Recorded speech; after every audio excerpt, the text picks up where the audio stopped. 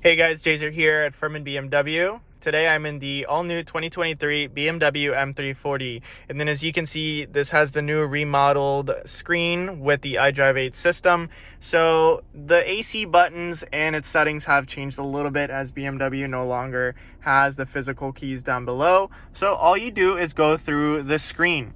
We have our temperature for the driver's side on the left. We have our passenger temperature on the right. And if we want to bring up our climate menu, we just tap right on the center and there you go. You've got all your individual options. So if you want your seat warmer, you can tap, bring it down a little bit. If you want to increase the fan speed, just tap up. And we can change the way that the AC blows out of the vents there. And we can go ahead and adjust the passenger seat warmer. If you have any questions or you'd like to come by, my name is Jazer. We're located here in Palm Harbor, Florida at Ferman BMW.